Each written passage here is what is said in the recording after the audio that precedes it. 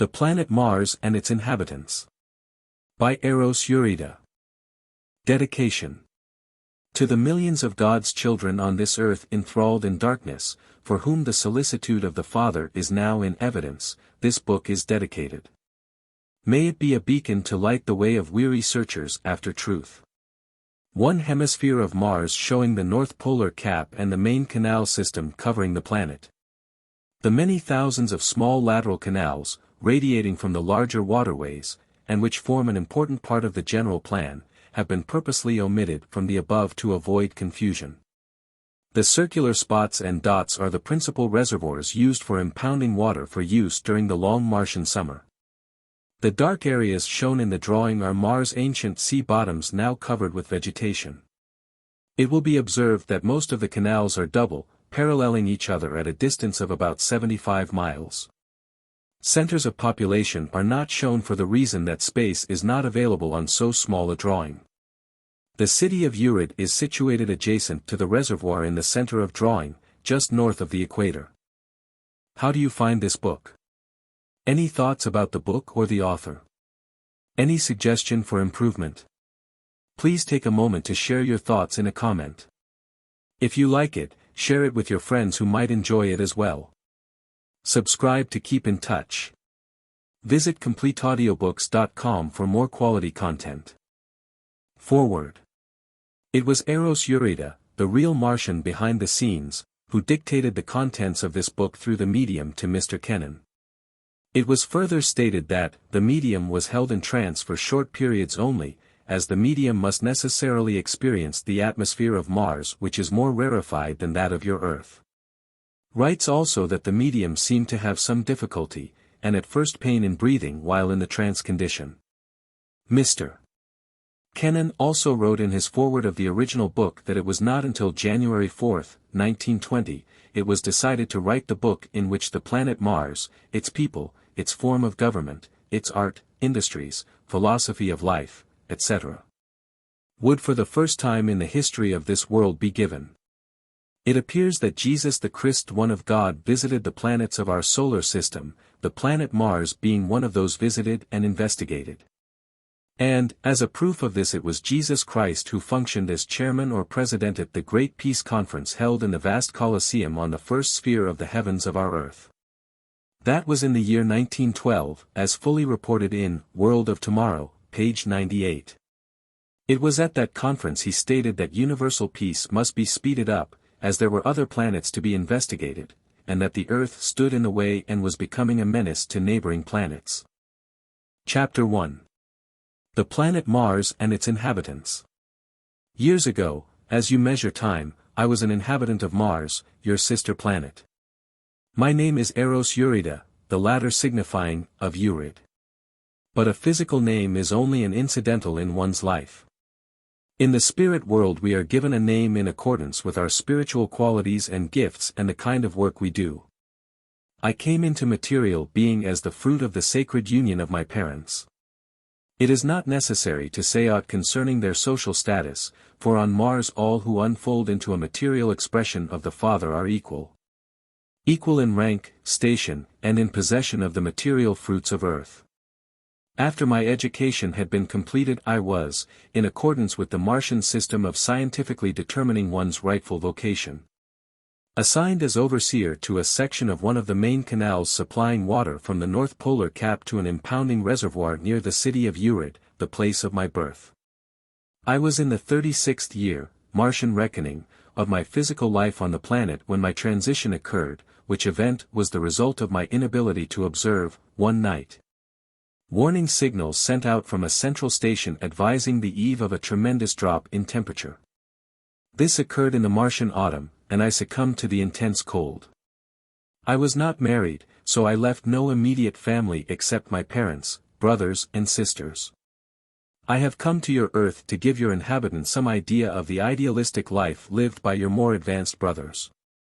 I use the term idealistic in a relative way only, for in God's universe the degrees of material progress of His children are infinite in number. In giving this information to the inhabitants of your world I have been assisted by the spirits of many former wise children of your Earth. The purpose of the information which I am about to impart to your people is mainly to stimulate and hasten into material expression the reign of God's kingdom on your earth. Many will reject this information, but it is God's truth nevertheless. But on the other hand, many of God's children now functioning on your planet will accept the statements as true, and they will be helped and encouraged in their hard struggle for material existence. This struggle, unequal as it is the result of darkness engendered by the loss of faith in God. Man's faith in his Creator, in the ages preceding your present era of darkness, was sublime. Man's attitude towards, and his confidence in the promises of God was as the faith of a child to its parents, whom it has always trusted. But selfishness has gained the upper hand, and is now man's master on your earth. To break the chains now binding man to self is the purpose of God's holy emissaries, who have descended from high spiritual spheres to your earth to teach and show men the way out of bondage. They will succeed, for omniscience has commanded it. It is under their direction that I am now contributing my little part in this movement. I am only too glad to have been able to give the information contained in this book, and I also appreciate the assistance of all those on your earth plane who so willingly assisted, but of course we are all obeying the Father's command. As life is an attribute of the entire universe, the material aspect of all God's creations are the same.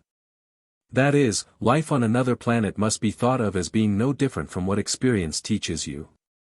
All inspiration comes from the Father. Hence, the degree of a race's advancement in point of civilization is in proportion to its spiritual unfoldment. Therefore the material aspect of life, which includes God's evolutionary and non-evolutionary creatures, is the same on every habitable globe in limitless space. In telling the story of Mars you must be prepared to believe that, from a physical point of view, the Martians are just human beings, differing little from the people of your Earth. The same may be said concerning the activities of life enjoyed by all of God's creatures. Martians work and have their recreations. They enjoy the fruits of their earth just as you do the fruits of yours. They have invented labor-saving machinery, and indulge in a multitude of industrial pursuits, but with this difference, their economic system is such that the life of the Martian is not the struggle for existence you have created on your earth. On the contrary, it is a pleasurable life in which work is as much enjoyed as is recreation. This condition is due to two causes. First, Mars is much farther advanced as a world in its evolutionary career. Second, the spiritual unfoldment of its inhabitants is proportionately advanced.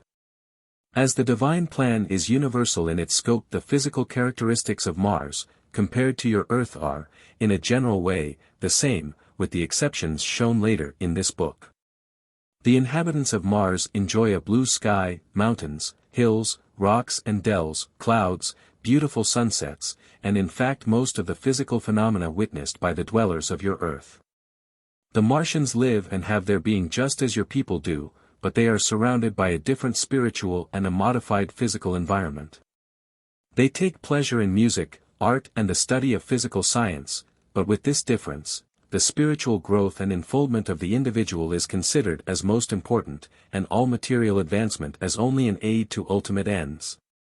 With main points in view, the reader can now readily comprehend the real Martian character, although it may be a disappointment to some who have imagined the inhabitants of Mars as physically different from themselves.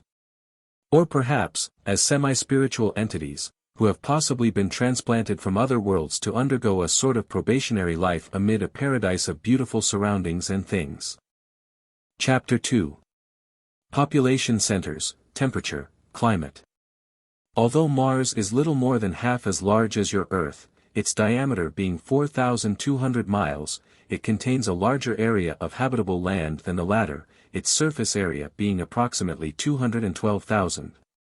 000 square miles as against 51 million miles for your Earth. Hence our globe supports a larger population, about 13,160,000,000 people. Your population is in the neighborhood of 1,645,000,000. Your land area is 161 million square miles less than the land area of Mars.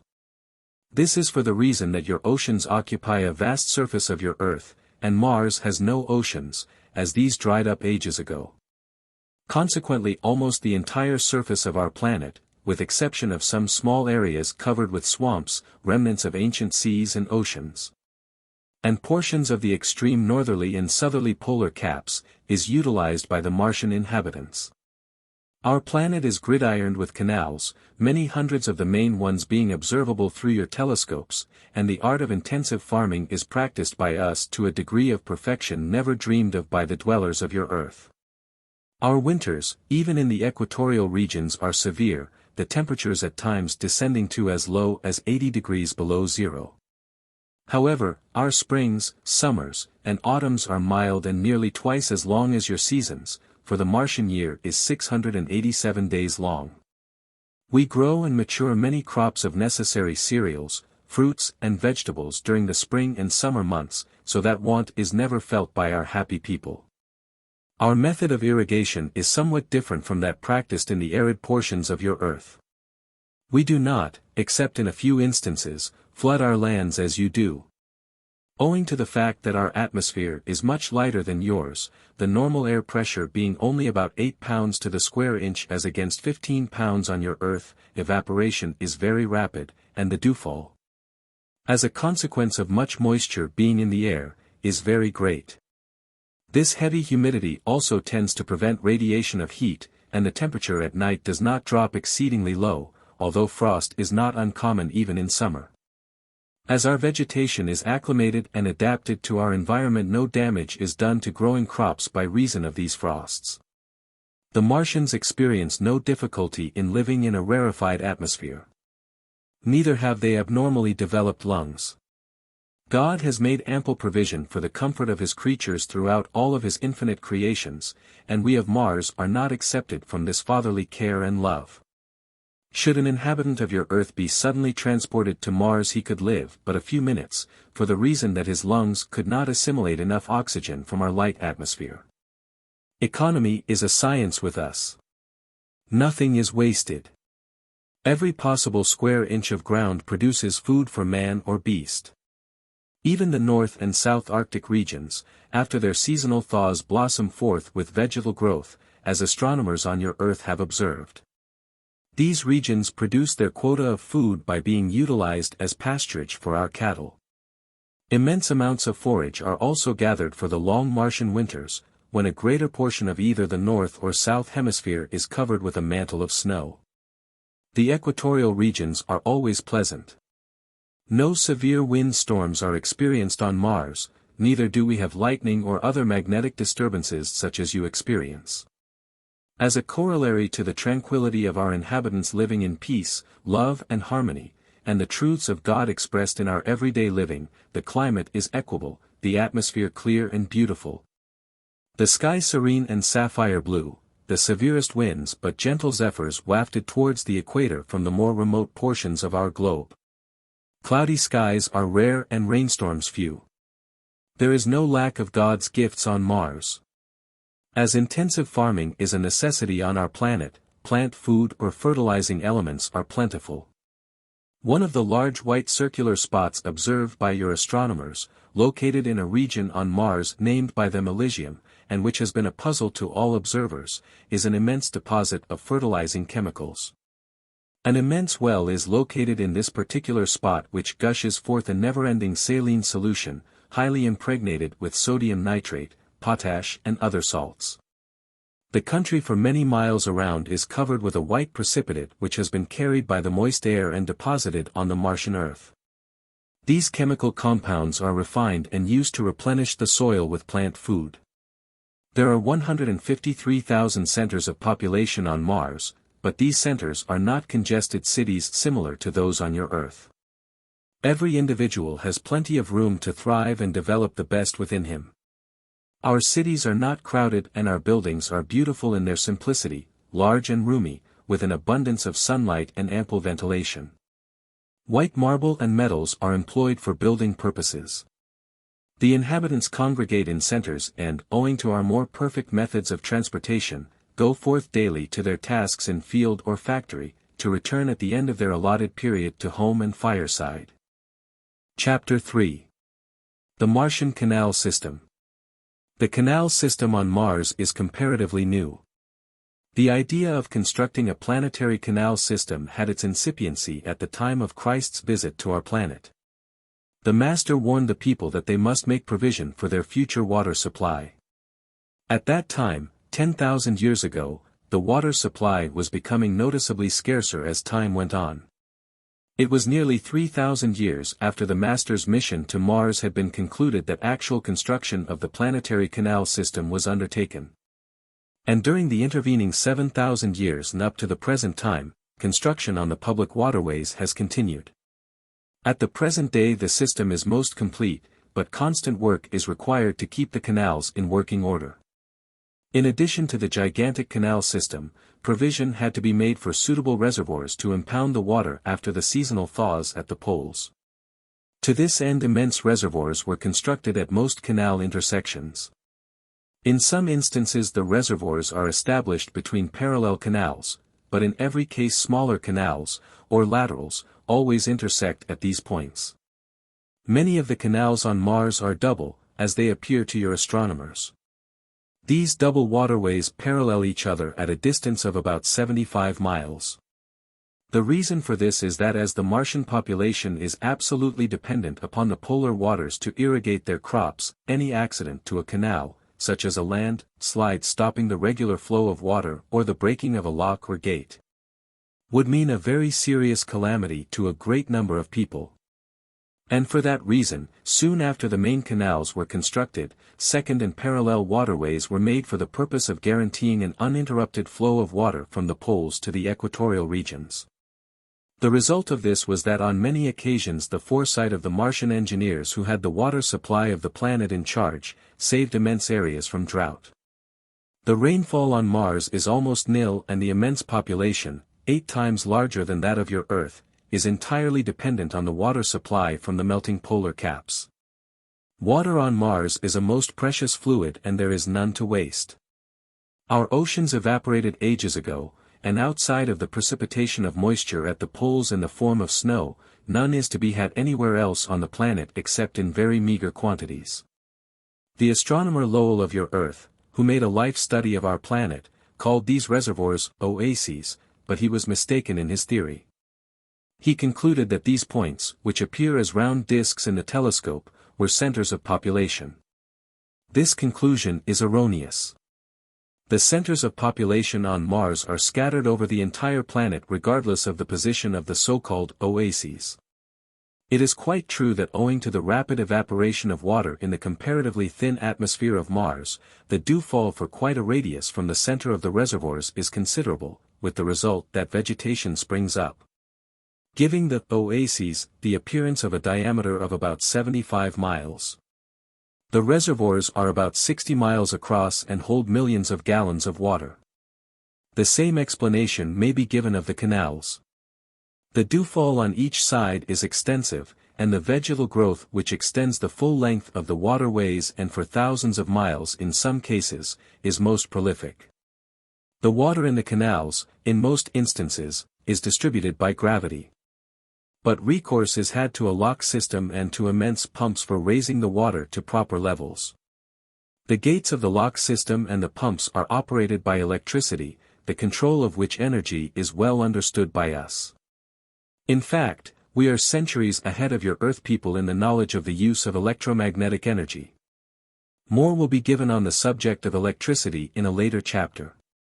Another source of mystery to your astronomers has been the appearance of triangular dark spots at the origin of some of the Martian canals. These have been referred to by your astronomer Lowell as carrots, named so by reason of their peculiar shape. These so-called carrots are the thoughtful provision for the impounding of a season's supply of water. In other words, they are in part a lock system for raising water to the level of some of the main canals, and embrace also a prodigious pumping system. These so-called carrots, as the telescope will show, are located at the edge of some of what appear to you as very dark areas on our planet.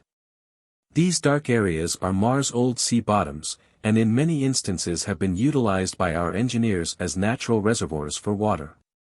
Their convenient location near the poles has provided ideal facilities for the preservation of an adequate supply of water. The construction of Mars' gigantic canal system, planetary in its extent, might seem to your Earth people an impossible task. And it might prove so to your Earth dwellers should you undertake a similar project in the ages to come when your seas dry up, though it must be remembered that gravity on Mars, compared with your Earth, is as 38 to 100. Excavations of large waterways then becomes a comparatively easy task. We have no high mountains on Mars, in fact, none exceeding 3,000 feet in altitude.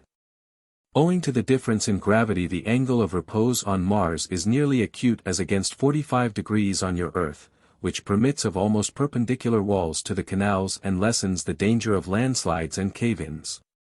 But above all, the biggest advantage enjoyed by us in the construction of large public enterprises, such as are embraced by our canal system, is the solidarity and unity of purpose on the part of the Martian people. As love rules our planet, no internal dissension or public misunderstanding exists among its people to retard any undertaking that is necessary for the good of all. It is lamentable that the dwellers on your Earth are divided against one another. Not only are your false ideals of racial, sociological and religious distinctions a bar to your spiritual and material progress, but your political and economic falsities are as millstones around your necks, which will ultimately lead you to destruction unless you, as a people, retrace your steps and go back to the pathway pointed out by Christ the Master 2,000 years ago, when he came to your Earth with a message from the Most High. The pathway is love, which leads to a true understanding of God and the kingdom referred to by Christ. The Martian canals, as telescopic observation will prove in almost all cases, follow straight lines. When necessary, mountains have been cut through down to a proper level. Where the canals cross depressions or old sea bottoms, immense aqueducts have been constructed of solid stone and concrete in such a manner that the water, in most cases, flows to its destination by gravity. That this has been a stupendous task may be more readily imagined when it is known that the width of the main canals averages from 1 to 20 miles. This announcement might seem to many unreasonable, but it must be remembered that the volume of water distributed over 212 million square miles of territory is immense. You might ask where this large volume of water comes from. The polar caps. During the Martian winter these extend down nearly to the equator, and cover about 5/7 of the planet's surface when at maximum. And as the snowfall averages from 6 inches at the edge of the caps to 50 feet at and near the actual poles, some idea may be gained of the amount of moisture taken care of by these artificial waterways. 10 feet of snow will make 12 inches of water, so there exists on Mars an ample supply for all purposes. Not the question as to why many of the canals germinate has been a perplexing one to our astronomers. Lowell observed that many of the main canals germinated a short time after the commencement of the Martian summer, and for a time it was thought that the phenomena might be an optical illusion. And the latter theory was considered seriously by some observers until the double canals were actually photographed at the Flagstaff Observatory, but the cause of the doubling was never solved until the receipt of these revelations. Chapter 4. Planetary Economy. Economy is a virtue long cultivated on the planet Mars. On your Earth you waste more than you use, not only in food but in the fruits of the earth. You are using up your resources at a tremendous rate, and someday you must pay the penalty. Witness the wanton destruction of your beautiful forests, the depletion of your coal beds and crude oil deposits. All this waste is the result of lack of spiritual guidance, a gross materialism, an inordinate selfish greed. Instead of laying up spiritual treasures you are worshipping at the altar of Mammon. Ultimately you will find your hoardings nothing but tarnished brass, an illusion leading you on to spiritual destruction. With the Martians the incentive to live is to express life and be in harmony with the Creator, to develop spiritually and build for eternity. On Mars each one strives to live for his brother to the end that all may inherit the promised kingdom when yet as a physical being. Commercialism with us is unknown, for no one works for profit. The products of the toil of all the inhabitants are for the public larder and other necessities and even luxuries. As a result of this system of public economy and industrialism, sweatshops, child labor, poor houses, public reformatories, and the long list of pernicious and iniquitous customs in vogue on your Earth are unknown on our planet. No worries mar the life of the people of Mars. Worry has no place in the Martian mind. The wants of all are supplied by the Commonwealth, and each one contributes his best efforts to the common good, and in return each individual is supplied his every want. This is in accordance with Christ's message, "Seek ye first the kingdom of God and his righteousness, and all these things shall be added unto you." Chapter 5. Property and Property Rights. On Mars all property is considered as belonging to God, its creator, who provided it for the enfoldment and comfort of his creatures. No individual lays claim to property in the sense that you earth-dwellers do. Through God's love does man inhabit a portion of the material universe, but only for a season. Man comes into material being to express life and acquire an individuality, after which he passes out of material bondage, when his place is taken by another. At man's transition he takes with him only character, nothing else.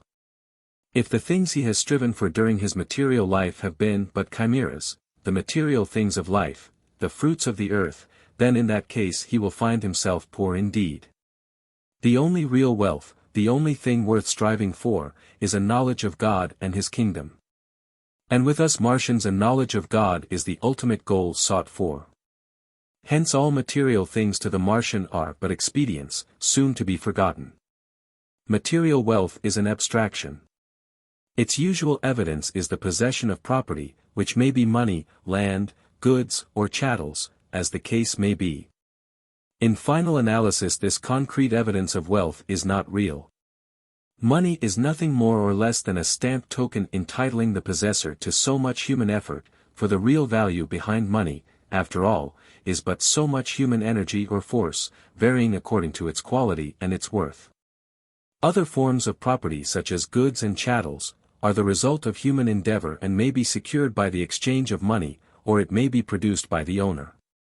Wealth represented by lands, which were created by God for the benefit of all humankind, and not for the individual, is the so-called right secured by barter, exchange or inheritance, to use or withhold from use, at the caprice of the owner of a certain piece or portion of the planet.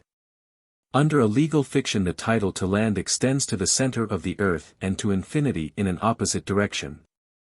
The text, "Thou shalt earn thy bread by the sweat of thy brow," has a deep significance to one who has come into a knowledge of truth. Drones have no place in the divine plan. It is not only essential but mandatory, that each one do his part for the common good. The non-producing rich man is as much a drone as is the vagabond who neither toils nor spins.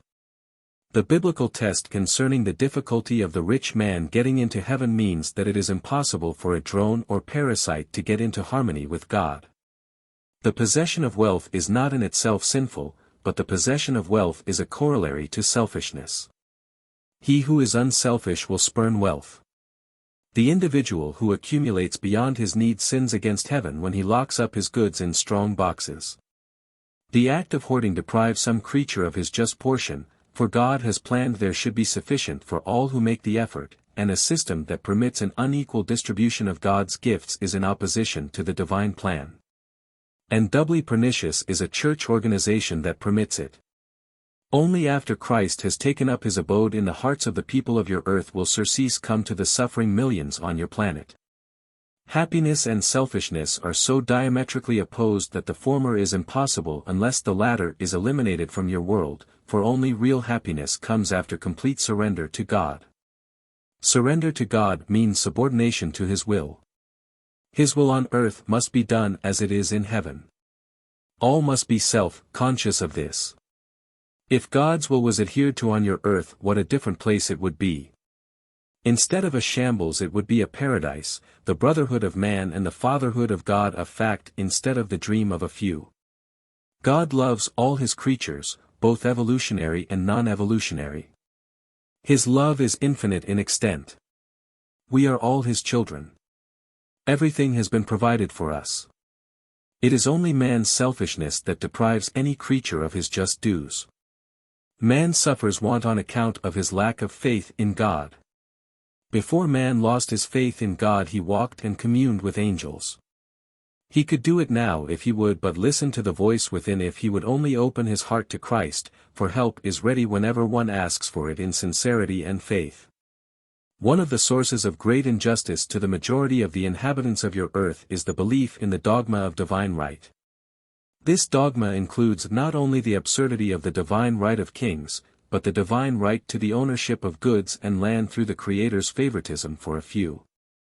This dogma is the mother of untold misery and suffering. Out of this ungodly theory has evolved your shameful caste system, your shameful economic ideas. Your ancient feudal system of government has been but little improved upon today over its primitive status, for you still draw well-defined lines of class distinction between God's children, lines of demarcation based on wealth and natal origin. With your inhabitants, communal standing and social distinction is proportionate to the wealth of the possessor or to the wealth or social standing of ancestors. The monstrous heresy of divine right is an invention of the powers of darkness and must be eliminated from your world root and branch before your progress forward is assured. God plays no favorites. His love is showered upon all alike. His gifts are for all his children. It was never the divine intent that a favored few should bask in the sunshine of his grace while the majority suffered want and deprivation.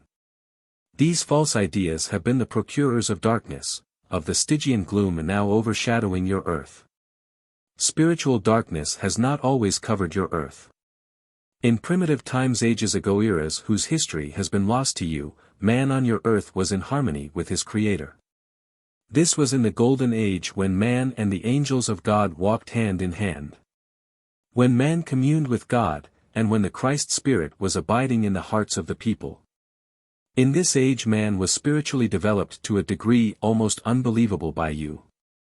Then the time came when man listened to the tempter, his baser self, and through the workings of the law of atavism man degenerated almost to the level of his animal prototype. This incident in your world's history is the source of the legend of the fall of man in the Garden of Eden. Man disobeyed God by listening to self, by giving himself over to his selfish desires. He slew his brother, figuratively speaking, when he abandoned himself to selfish ends and took advantage of his fellow man. He has been guilty of that sin ever since. It is now inherent in his makeup. This selfish instinct must be eliminated before he can again find the Father's kingdom. No fences or other evidences of individual ownership surround the millions of homes on Mars. No lines of demarcation divide one plot of land from another. The millions of beautiful homes, beautiful in their simplicity, for over-ornamentation such as the dwellers of your earth practice, is not tolerated on our planet, belong to the Commonwealth. The same are allotted to the individual as a life tenure only. The same custom prevails in the matter of personal property. Should a Martian have use for a flying machine, also used by another, or other kind of property for personal use, he does not ask the use of same in the spirit that your earth dwellers borrow from one another. Use of the needed article is requested with the idea that it belongs to the community, that all material possessions are the common property of the entire race. The millions of Martians live as one family. It is this solidarity, this filial consideration that one holds for the other that has made the stupendous and gigantic public works on Mars possible. In the absence of a universal unity of purpose, intelligent life on Mars would have become extinct centuries ago. When the last remnants of its oceans and seas dried up and a planetary irrigation system became necessary in order to utilize the frozen polar moisture. Chapter 6. Distribution of commodities. Barter and trade are unknown on Mars. The entire race of Martians is cooperative, and the production of all necessities is based on the needs of the Commonwealth. Specialization in different branches of industrial activity is centralized, as is the case of your Earth. That is, some particular parts of the planet, owing to climatic and other conditions, are better adapted for the production of some special kind of raw material used in the manufacture of clothes or other necessities of life. Or the production of some particular foodstuff. But in every case the incentive for industrial activity is not material profit. On the contrary, the real incentive is compliance with the Father's will. Transportation is effected by means of flying ships actuated by the control of gravitational attraction. These vehicles of the air, beside your crude affairs, are most perfect, and the amount of freight carried is unlimited, for the reason that the gravitational attraction of the cargo is nullified as well as that of the ship. A more extended explanation concerning this matter is given in another section of this book. Another motive power used is cosmic, or universal energy. We shall refer to this later. Immense warehouses and depots are scattered throughout the entire planet. These are centers of distribution. These warehouses are filled with what all the people of the entire planet need in the way of food, clothing, and other necessities of life. These depots are in charge of trained and competent workers who attend to the issuance and distribution of all commodities. When a Martian is in need of any particular commodity, he makes application to have his wants supplied to the depot nearest to his habitation. He immediately receives the needed article. If the quantity and nature of his requisition is too large for him to carry personally, the same is delivered at his domicile by the Commonwealth's Transportation Department. Chapter 7. Clairvoyant Visions of Mars. In connection with the revelation contained in this book concerning the physical characteristics of Mars, the compiler of this volume, as well also as the medium, was given much information concerning this advanced planet by means of clairvoyant visions. These pictures were given the writer at different times, commencing early in 1920, and continuing until the book was finished. As has been explained by the controls who have been instrumental in giving the information about Mars, the purpose of these clairvoyant pictures was to give the compiler of this book real visual evidence as to life on Mars. And in particular, real pictures setting forth its topography, which could be elucidated in no other way.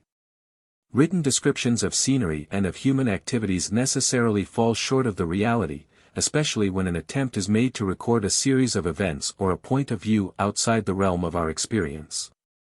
The first picture realized by the writer, and for that matter the most important one, was the view given him of Urides the Beautiful, one of the most important centers of population on the planet Mars.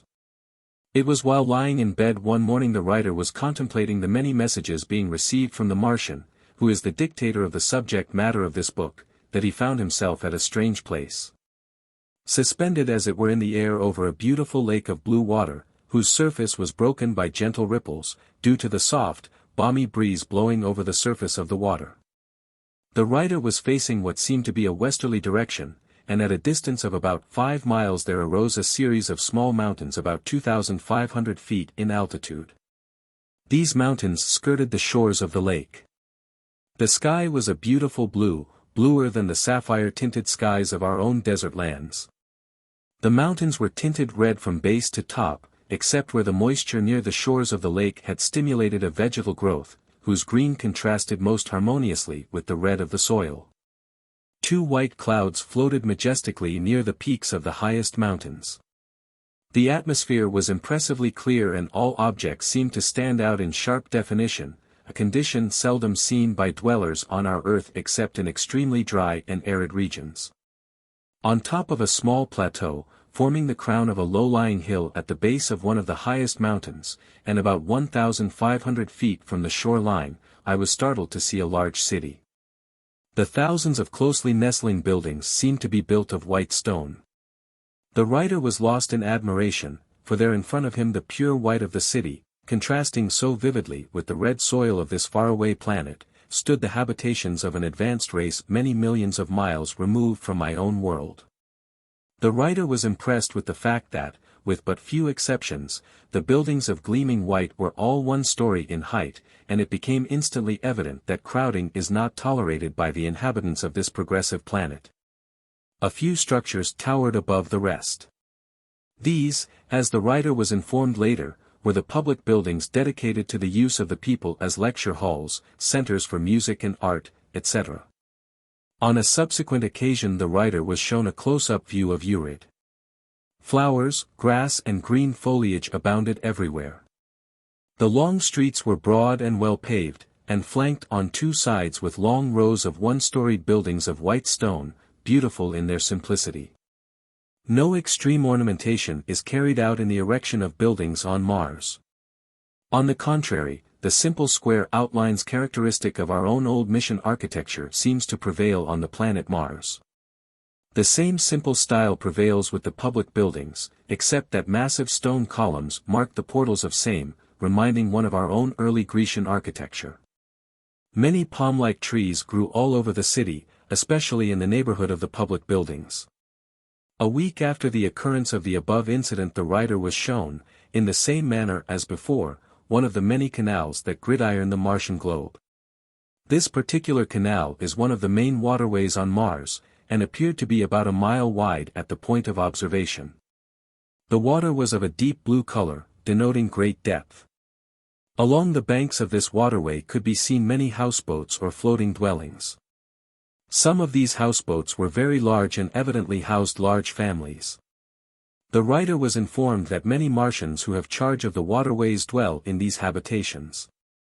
The banks above the canal were covered with green grass and many flowers. On subsequent occasions I was shown other canals and reservoirs, and the manner in which some of the canals were cut through the mountains. In some instances the walls of the canals were almost perpendicular. Steep cuts, even in soft ground, seemed to be characteristic of all the waterways observed by the writer. On another occasion the writer was given a view of the North Polar regions. At that time the deep snows that covered the ground everywhere were melting. The country seemed to be very hilly. As far as the eye could reach I observed low-lying hills covered with a white mantle of snow. Patches of reddish earth here and there indicated that the thaw was general and that the snow had thinned out in spots. Between the hills I observed a large body of water, and was informed that this was an artificial reservoir which had been created by the damming of a large valley. The sky on this occasion was hidden by a mist, a very natural phenomenon in view of the fact that many thousands of square miles of the country, covered with snow on this part of Mars, was undergoing a rapid thaw. That the large dark-colored areas on Mars, supposed by early observers to be seas, are nothing more or less than low, swampy land covered with rank vegetation, was evidenced to me on one occasion when I was permitted to see the true character of these portions of the planet. The rank vegetation was about 3 feet high and of a greenish-red color. Interspersed throughout the mass of coarse-leafed plants were high, dry stalks, the remnants of an earlier crop of Martian flora. The season seemed to be advanced and all plant life was taking on autumnal tints. It was in December 1919 that I saw the first close-up picture of a Martian woman.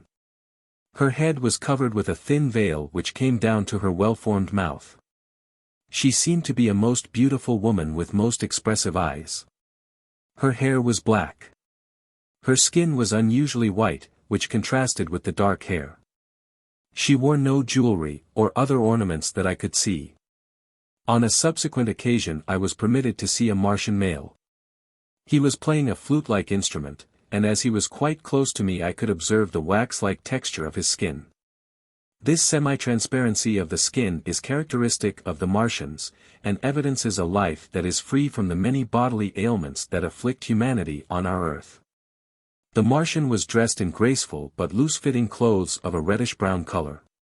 His eyes were a deep blue and his lips seemed to be unusually red. In respect to stature he was, I would say, about 5 feet 9 inches in height.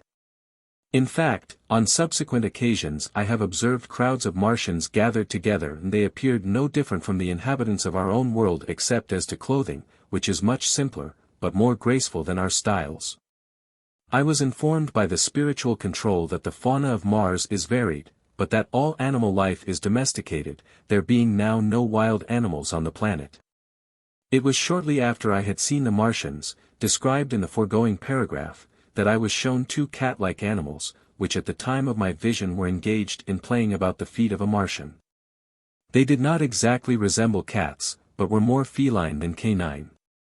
They were about the size of a large Airedale, and of a dark, reddish-brown color with deep black stripes, similar to the markings of our tigers. They were very playful and cavorted about just as our own dogs and cats do when endeavoring to attract the attention of their masters. On the morning of January 20th, 1920, I was shown another Martian canal. On this occasion I observed a large building on the banks of the waterway near my point of vision. This building was more of a grandstand with a roof than anything else I can compare it to. It consisted of a large framework painted white, and was as high as our 2-storied structures. A multitude of the people were inside the building, some sitting, some standing. They all seemed to be intently gazing in a northerly direction, upstream.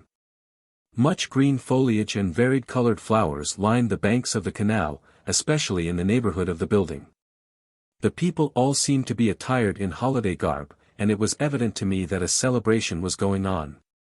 Later I was informed that what I had witnessed was an annual celebration observed by the people of Mars on the occasion of arrival of the first water from the North Pole after commencement of the Martian spring.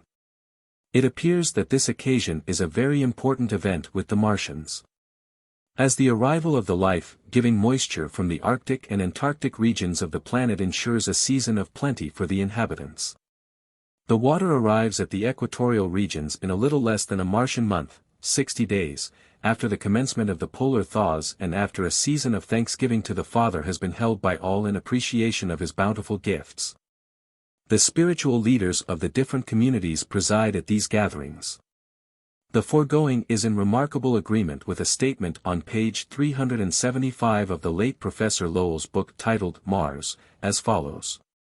The canal quickening on Mars occupied 52 days, as evidenced by the successive vegetal darkenings which descend from latitude 72 degrees north and latitude 0, a journey of 2,650 miles. The rate of progression is remarkably uniform, and this fact that it is carried from near the pole to the equator is sufficient telltale of extrinsic aid, and the uniformity of the action increases its significance.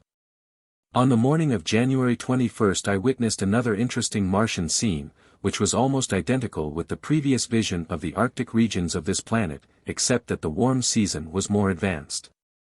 And I was permitted to see the country from another angle. I was facing east. Most of the polar snow had disappeared, and the low-lying hills were now covered with a growth of dark green vegetation, except at a few isolated points which showed small patches of snow. The sky was less misty than on the previous occasion. On the evening of January 21 I was shown a flock of Martian sheep. The herd was small and I observed 5 of the animals at close range. I call them sheep for the reason that the animals resembled our sheep in every particular. The wool was very long and of a dark reddish-brown color, except underneath their bellies which was yellowish. On the evening of January 29 I had a vision of a beautiful woman with a child kneeling at her feet.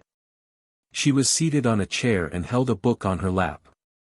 The symbolism of the vision was later explained to me by the controls.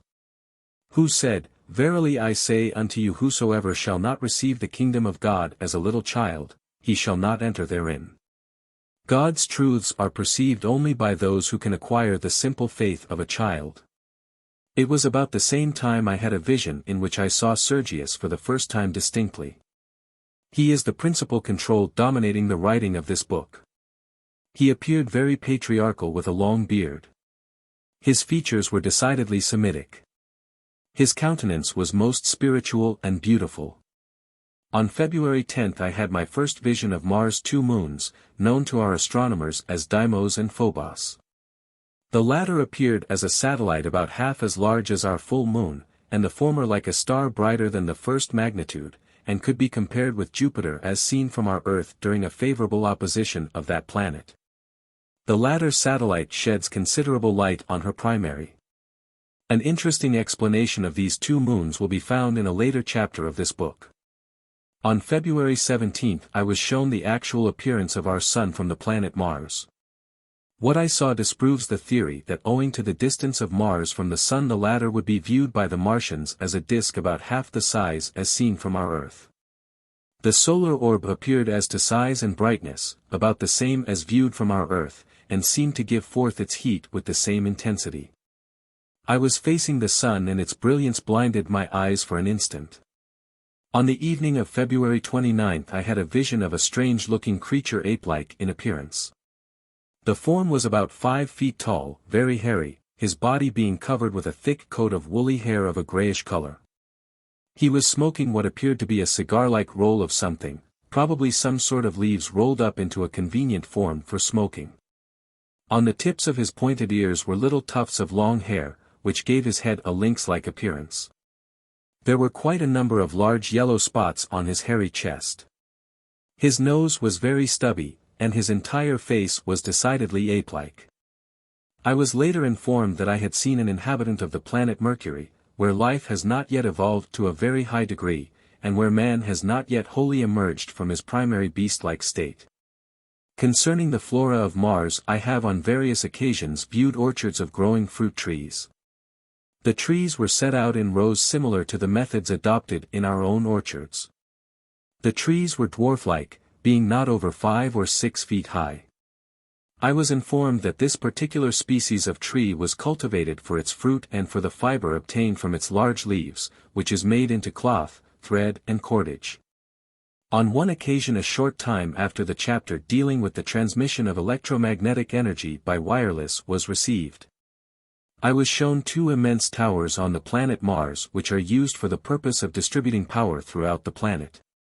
The 2 towers were very close together, probably 100 yards apart and 100 feet high. They resembled 2 immense round smokestacks, such as are common in our factory districts. The tops of the towers were surmounted by oval caps, transparent as if made from glass, and protected by a system of grille work. While I was intently observing the towers, there occurred a blinding flash of light simultaneously from the 2 oval caps. The surrounding country was covered with high trees, and it was impossible for me to observe the base of the 2 structures. Chapter 8. Knowledge of God comes from within. Mars, with its teeming millions of inhabitants, whose dwellings, factories, storehouses, etc., cover most of the entire area, has no watchmen, policemen or other guardians of the peace to prevent unlawful acts on the part of its people. As all property is considered as belonging to the Father, and is held in common by the people of the planet, there exists no incentive for anyone to steal. Each individual has all he requires for his comfort. Hence, why should anyone covet what is in the possession of his brother? There is no temptation on Mars for anyone to take more than he needs, for selfishness has been entirely eliminated from our planet. Selfishness has no place among really civilized beings. It is a relic of the jungle where it is necessary to perpetuate the lower animal life. You of your earth have reverted or degenerated to a primordial condition or state through the law of atavism. This is a part of your fall from divine grace. And to induce man on your globe to realize his pitiful condition and redeem himself is the work of the spirits from the higher spheres who are now with you. Mars has no church system and no ecclesiastical hierarchy. All Martians recognize and worship one God, the Eternal Father. Each individual is taught from infancy to seek God through the doors of his own soul, which is an institutional faculty possessed by everyone. Jesus Christ, who came to your earth 2,000 years ago with a message, is known to us. The Christ is one of the greatest powers in the universe next to the Creator. Your sectarian church systems are a hindrance to the proper spiritual development of the individual. These systems engender an element of dependability on the individual which holds back his spiritual unfoldment and perverts his true individuality, which must grow and unfold before real progress upwards begins. All knowledge of God should come from within and not through the instrumentality of imperfect individuals, such as your religious teachers are. The present lack of interest, in 1920, in sectarian matters on the part of the inhabitants of your earth is evidence of a slow but sure disintegration of a system that has held your people in mental and spiritual bondage for centuries, and presages the dawn of a better day for humanity on your earth. Chapter 9. Mars has no political system. When love rules a community of people, there is no need of administrative bureaus for the regulation of the lives of the inhabitants who make up the population of a planet. For the same reason Mars has no gubernatorial or political administrative center. This announcement may, in a measure, be a disappointment to many readers who have imagined that no considerable number of human beings could live and prosper without the aid and guidance of a complex administrative system such as you have on your earth. Bureaucracy and autocracy are evils resulting from an undeveloped civilization, and have no place in a community where selfishness has been eliminated. When each individual of a vast population, such as that of Mars, is actuated and guided by the light within, there is no need for a horde of political parasites to direct the destinies of the race. This lack of an administrative system on Mars also applies to its industrial and economic side. The law of supply and demand determines just how many factories there should be, and just what output is necessary for a given period. But it must be remembered that the law of supply and demand on our planet has no relation to a competitive system such as yours, for we have no competitor, a fact that will be impressed elsewhere in this book. It is true that certain of our people who have been specially singled out by the dominating influence of the invisible world are occasionally appealed to by those in doubt as to what is best for their individual welfare, or the welfare of the community at large, to act in advisory capacities. These are the spiritual advisors of the planet, and are really God's prophets.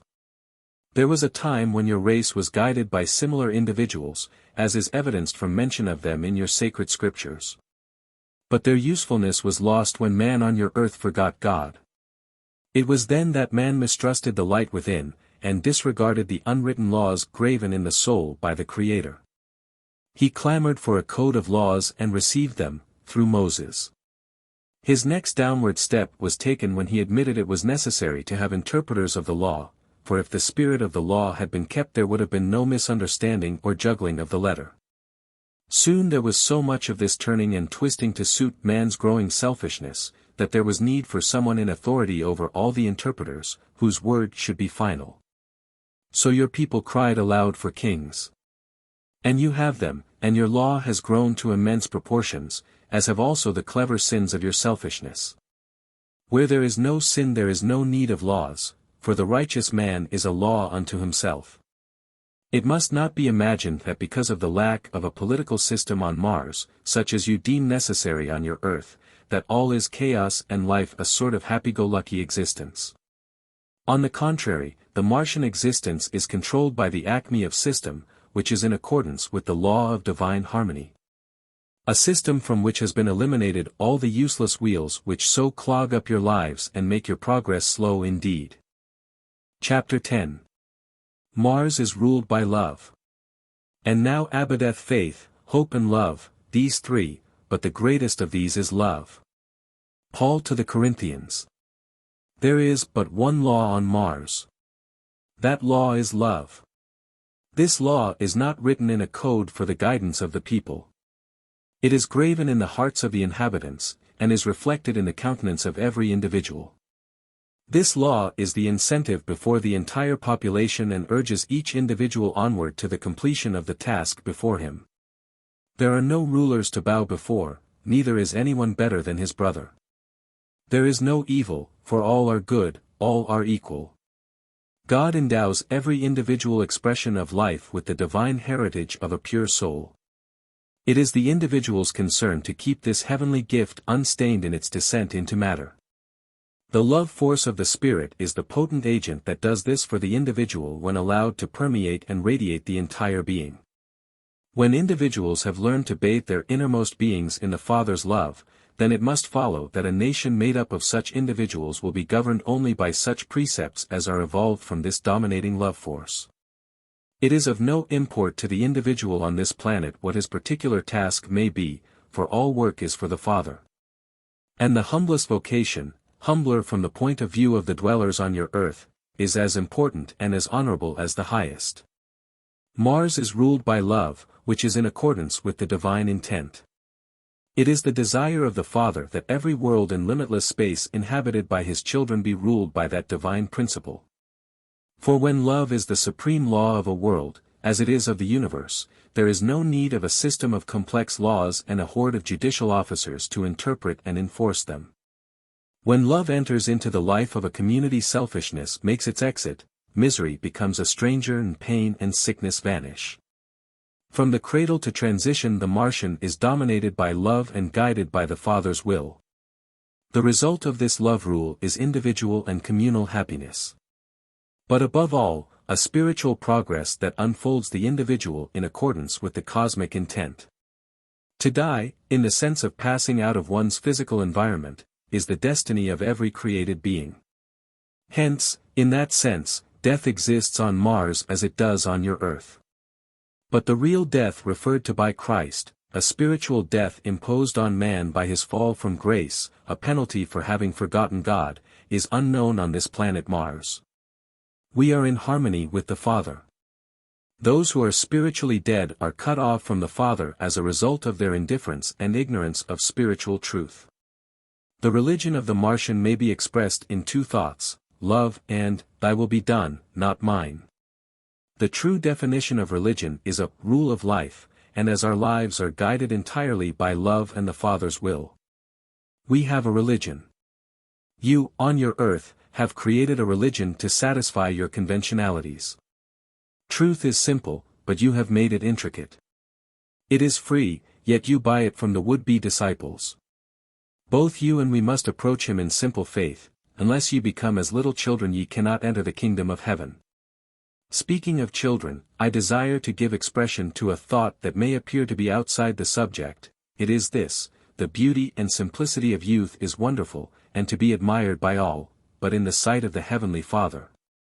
And those who have progressed to higher realms, it is not so wonderful as those older characters who have waded the marshes of life, as it were, and who have trod the dirty steps without losing faith. This is to encourage those who sometimes think when they look back on their lives that all is dark. Their strength is being tried in the darkness. Therefore their courage and faith is so much more. We who are giving you these messages have passed beyond the stage you are in, and do not have to be tried on every hand. We look upon you who are struggling through the pitfalls created by your false systems with pity, knowing how great your trials are. Do not think that because we have gone on to higher planes of life that we are out of sympathy with you. The more we bask in the sunshine of love, the more tender we become to those in the shadow. And if you would only realize how strong you are, with the Father's love and his real consideration for you, you would try so much harder to better your condition by meeting his love with love. We of Mars have learned to keep the right pictures before the minds of our youth that they may not be so sorely tried. But on your planet you have not even the beginning of a system whereby there could be kept continually before the minds of your children the real goal to be striven for. I make exception of the few homes on your planet where the parents are in spiritual growth, but these homes are not ideal, just a beginning of idealism. But they are better far than the masses in their home conditions on your planet. Now, we are ready to do all we can towards stimulating the living of the Christ life among all souls in the universe when it can be so arranged, but it will take eons of time on some planets. And many decades on yours before we can scientifically teach you. To be sure, we are giving you all we can for this book, but it will not be universally accepted, although it will bring great joy to those who have faith. If you can keep some of the pictures we are giving you of the wonderful happiness we possess, it will help you in the sordidness of your own life.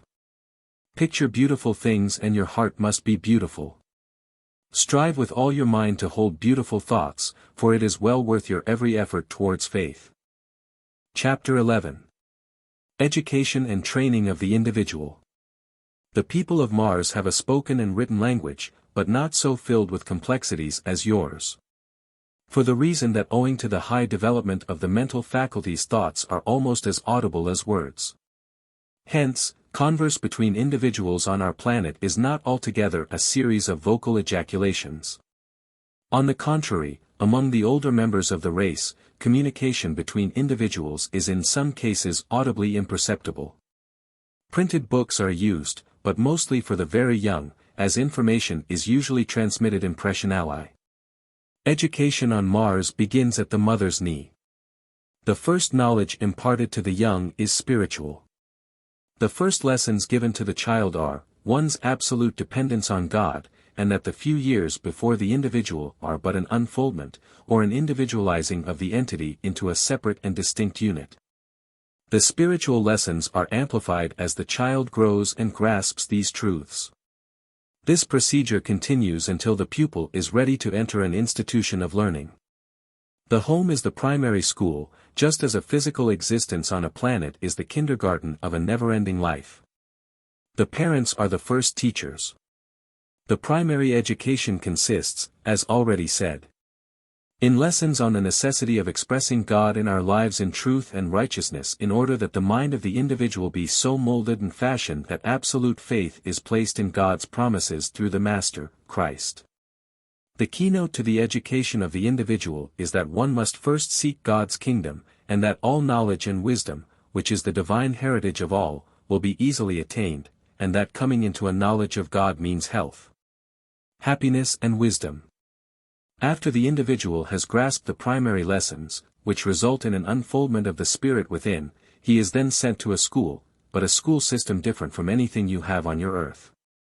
The task of the teacher is, not to teach knowledge but to assist in bringing out what is already latent in the soul, rather than a set routine, for every individual is considered a master in some line of thought and activity.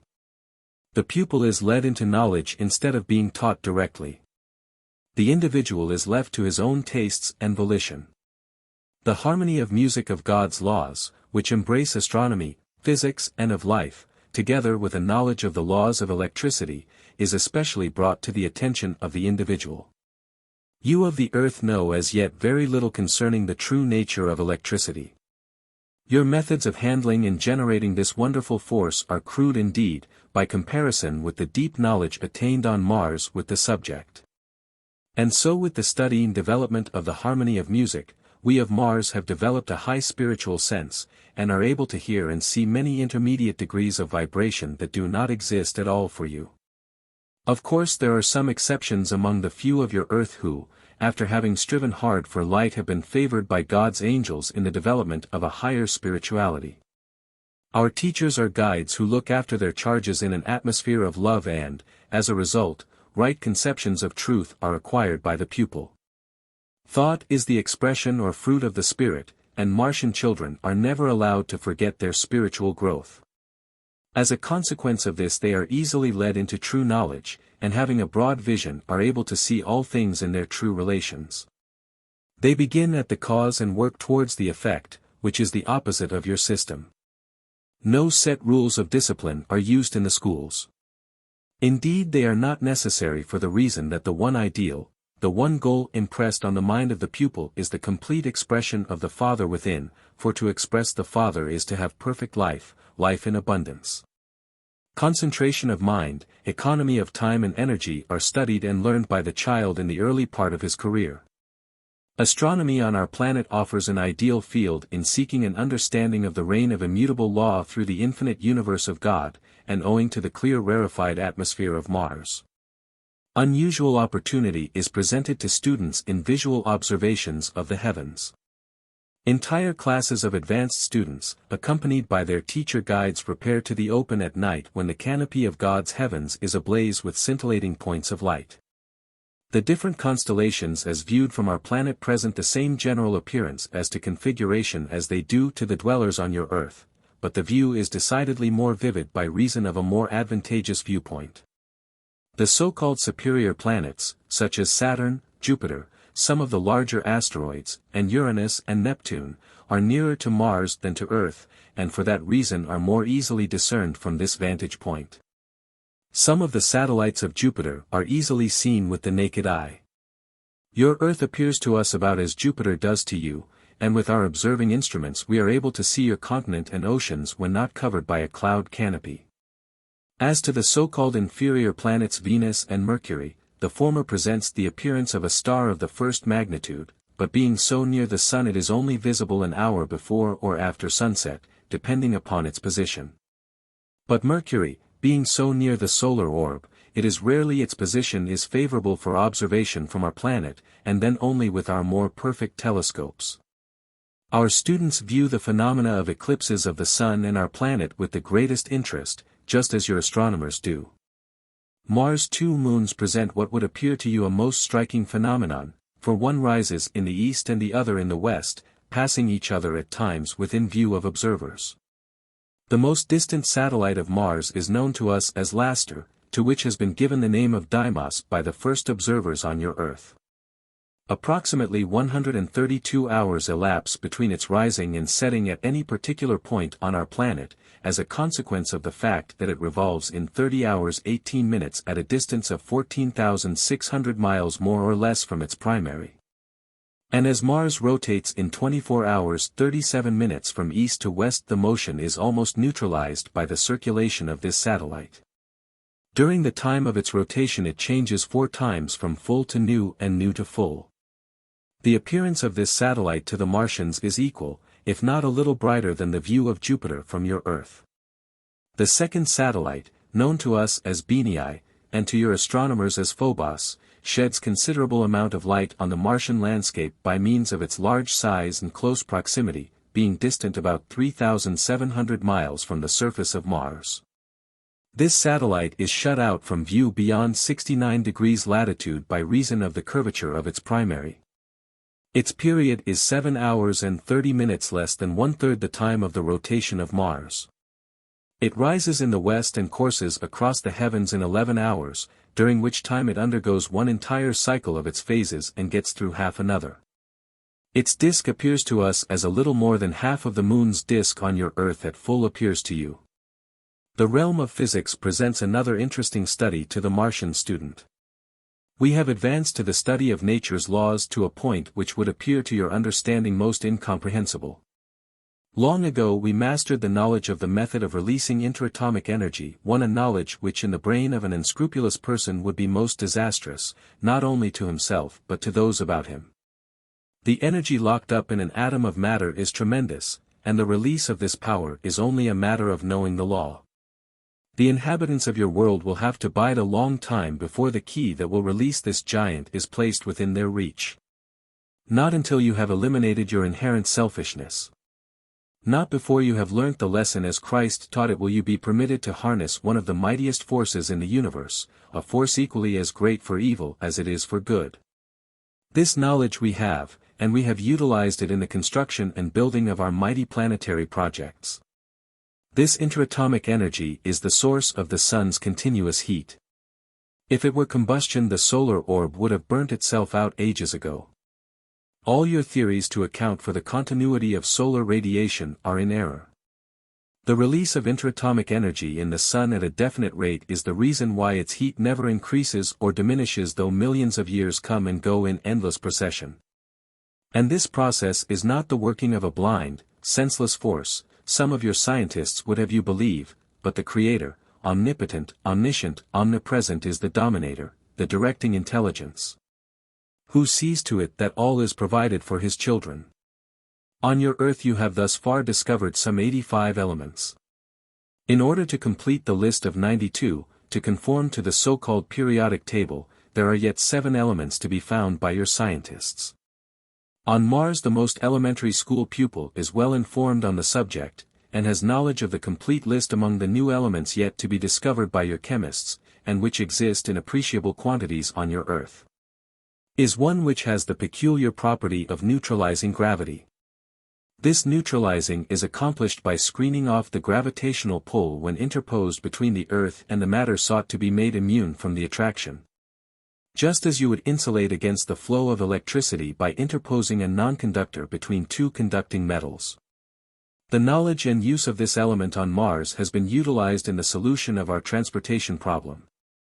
Instead of cumbersome railroads consuming energy at a great loss, we use an almost perfect flying or floating ship. It is made buoyant by being screened from the gravitational pull of the planet. 2.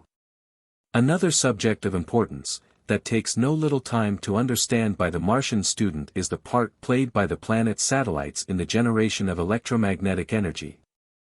The Sun together with its circulating family of planets is a huge electric motor, so a planet and its satellites are minor generators of electric energy. Satellites have a higher importance and necessity than the mere creation of moonshine. All the planets have their satellites, although your astronomers have not yet discovered any in the case of Mercury and Venus. The latter planet has a satellite whose distance is so close to its primary that its presence is lost in the intense reflection of light caused by Venus' cloudy atmosphere, which is much denser than that of your Earth. In the case of Mercury, owing to its extremely close proximity to the Sun, its satellite probably never will be seen by observers on your Earth, as it is lost in the intense brilliance cast by the solar orb on this planet. Chapter 12. Education and training of the individual, vocational determination, school age, marriage and science, continued. Everyone goes to school until the age of 16, that is, the length of time on Mars would correspond to 32 years on your Earth. The Martian year is nearly twice as long as on your globe. There are many universities on Mars where students enter direct from their homes, where the primary and preparatory education is first inculcated in their minds. Wonderful teachers have charge of the students, and many truths not yet known on your earth are taught. Special and particular attention is given to the subject of the development of spiritual gifts to the end that all may come into man's divine heritage, the peace, power and plenty of the kingdom of God. Each student is selected for his or her proper vocation, and this vocation is determined scientifically and accurately, for what benefits the individual also benefits the entire community. Each individual is trained to perform his part in a manner that will ensure the unity and harmony of the entire industrial system of the planet, and each unit understands the dignity and importance of his position. No matter what that position may be, for on Mars no activity of human endeavor is considered menial. No one position in life is less important than the rest, all is God's work. And so each gravitates to his special liking in the realm of physical activity, for God has created each individual for some particular work. 6 hours is a day's work, the remainder of the time is devoted to recreation, music, lectures, and those general activities that best develop the highest spiritualities with the individual. For the Martians realize that life on the material plane is but temporary, the isolation of the individual divine spark from the infinite whole to the end that the personality may become for all eternity self-conscious and in harmony with God. Which means the inheritance of God's kingdom for all time. Failure to come into harmony with God is destruction of the individuality, but not of the divine in man, for that is indestructible, it always was and always will be. Education on Mars is inculcated with a view principally of developing the individual spiritually in order to prepare one for the spiritual progress after the completion of the material probationary period, as well as having life in greatest abundance during that period. And with this main end in view, the subject of marriage, the rearing of children, receives special consideration and attention. The pivotal idea is that when the time for mating arrives, the selection of a wife by the prospective husband must be in accordance with true conjugal harmony, and this is not possible in the absence of spiritual development. Hence, divorces are unknown with us, and to that end is special care taken in the matter of teaching the truth concerning the marital relation, the rearing of children and their spiritual growth. The marriage age for both sexes is about 35 years, in terms of your time measurements. The result of this early training is that the young couple just embarked on the sea of matrimony, are true mates and go through life without the usual occurrence of domestic turmoil so characteristic of your Earth's people. Marriage on your Earth, with but few exceptions, has degenerated from God's holiest of institutions to a happy convenience for the gratification of the animal passions, and the rearing of children is an accident rather than a preconceived reality. Such marriages are unholy and destructive. And unless your people respond to a spiritual awakening such as God's workers are now trying to inaugurate on your Earth, the growing degeneracy will be augmented rather than diminished, and the extinction of the race will be inevitable. The curriculum of our schools embraces all branches of domestic science, as well as all the sciences. With the difference from your system that spiritual development must be the principal task of those having supervision over the studies of the young. One of the subdivisions of domestic science receiving particular attention on Mars is the preparation of foods. With an atmospheric pressure of only 8 pounds to the square inch, water boils at 175 degrees on our planet. This temperature is inadequate for cooking foods properly, especially the coarser varieties. But recourse is had to the cooking of food in vacuum or under pressure, as the exigencies of the occasion demand.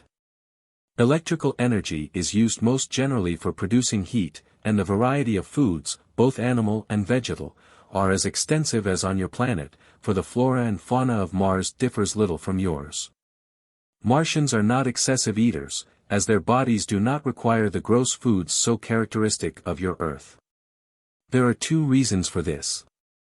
In the first place, the difference in the gravitational pull on Mars being 38/100ths to that of your Earth, obviates the necessity of supplying as much fuel to the human body as your physical makeup demands. In the second place, the Martians partake of food to keep the body alive, and not for the vulgar pleasure afforded by the consumption of victuals. We eat to live, whereas most of your Earth tenants live to eat. Although each individual has his particular place in the universe where he will excel in some kind of activity, there being no two persons in all creation exactly alike. The student on Mars is given an opportunity to obtain a broad and comprehensive knowledge relating to all subjects, both material and spiritual. The study of matter, divided as it is into a number of elements, offers an interesting field for study and research work, as does also its concomitant cosmic energy. Compared to your Earth, industry on Mars, by the aid of labor-saving devices is perfect, and as a consequence the use of energy is considerable, especially so in the realm of synthetic chemistry. But it must be understood that the individual is taught that dependence must be placed rather on one's own dexterity, born of that God-given faculty of intuition, than on the perfectness of a man-made machine, the creation of finite mind. For it has so happened to races on other planets that complete degeneration and final extinction has come about by the entire dependence of the individual and afterwards of the entire race. On machinery to do the work required of the individual by the Creator, such dependence finally terminating in almost complete atrophy of the worker's intuitional faculties. This calamity will surely overtake your future generations if a halt is not called on the overzealous adoption of automatic machines for most every line of industrial activity. You are now getting to the stage where the most simple and elementary mathematical problems are solved by merely pressing a few buttons or turning a crank. The operator understanding little or nothing of the fundamentals underlying the solution of the problems in hand. This means, in the near future, brain atrophy through disuse. And so with other lines of industrial activity.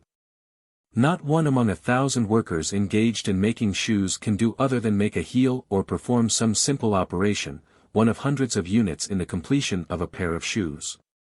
And perhaps it would be impossible to find one individual whose intuitional faculties were developed to the extent that he could turn out the perfect, completed article.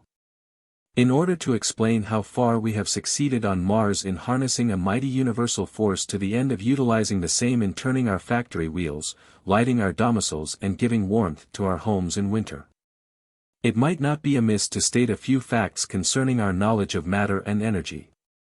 We have learned that material life simply amounts to functioning in an effect world. The cause world is the reality which is invisible to all while hampered with a physical body. That all forms of matter are but the manifestation of the same ultimate essence, that this essence is but a divine impulse thrust, as it were, in the ether. That although we observe with our sensory organs many different kinds of matter, consisting of elements and compounds of elements, if we were able to resolve any of the different forms of matter before us into their ultimate units, these ultimate particles would all turn out to be the same thing, the divine impulses, just mentioned. Now you can best grasp the idea by imagining yourselves immersed in an infinite sea of such divine impulses, just as a fish is immersed in an ocean of water. Everywhere, all about us, is a teeming maelstrom of motion. There is not a cubic centimeter of space that you can call at rest. All is eternal motion. All is energy. And out of this inexhaustible cosmic reservoir do we Martians draw our energy. And as the divine impulse is the ultimate essence of all matter and all energy, therefore you might imagine matter in its different aspects as electrical in origin. As electricity is a manifestation of the divine impulse, then the only reality in the universe is God. We have learned to utilize this cosmic energy by getting into harmony with its origin God, for only through God can true knowledge be obtained. On your Earth you have devised a very crude method for utilizing electrical energy. You expend more energy by burning coal or using water power than you derive from your electrical pump, for a dynamo is nothing more than a pump. Your machines do not generate electrical power for, as stated before, you are immersed in an infinite sea of energy. On Mars we have learned to draw directly on this infinite reservoir of energy. We have learned the law as you someday must.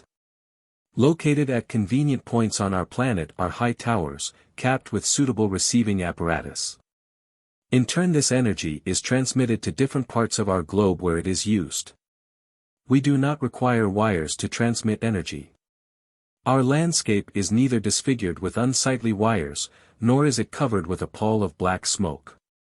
We devised a more perfect method of power production and transmission. The relativity of time, space, motion and matter is an actuality brought to the attention of advanced students on Mars. An understanding of this truth exemplifies the unreality of the world of gross matter and the importance of gaining knowledge concerning spiritual truths. For the latter are the only real tangible treasures worthy of one's efforts in their acquisition. Already a knowledge of these truths is beginning to be sought for by some of the more spiritually enlightened inhabitants of your earth. But so immersed in the unreal things of life is the vast majority of your earth people that it will take a long time before the present seed sowing toward this end will bear fruit. The seed sowing referred to is the work of enlightenment now going on by a mighty group of spiritual intelligences who, at the present day, have in hand the task of spiritual reformation on your earth. Only truth can stand in the end. All that is unreal or false must ultimately give way to truth, and omniscience has willed that the day when error shall be no more shall be hastened. There are other planes of existence for the spirit, many of them.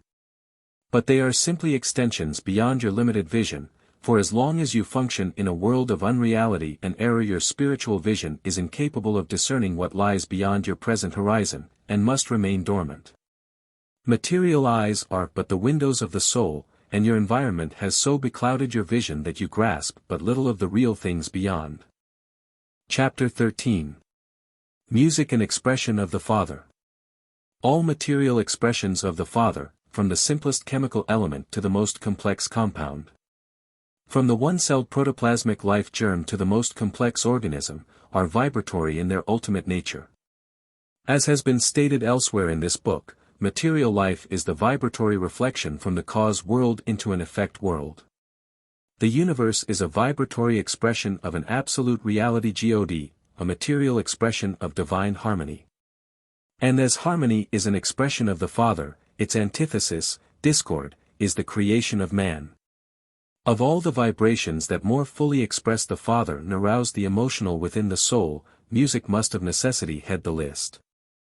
Owing to man's degeneration or fall, on your earth, he has lost all receptibility to the more refined vibratory tones of the chromatic scale. And for the same reason he has lost receptibility to intermediate vibrations in the color spectrum, which has clouded or stultified his visional faculties. The long waves of the infrared and the short waves of the ultraviolet ends of the spectrum are invisible to your earth people except in rare cases of developed mediumship, though your photograph plates are somewhat sensitive to these vibrations. You are immersed in commercialism and other selfish pursuits while all around you is a beautiful rainbow universe, vibrating with music too heavenly for your dulled perceptions to enjoy. On Mars the development of the musical talent is held to be of primary importance. The laws of harmony are part of the curriculum of all schools, and all necessary paraphernalia for its proper exposition are provided. We have instruments for measuring tone vibrations of so delicate a pitch that the existence of these tones would be a blank to the gross material ears of the inhabitants of your world.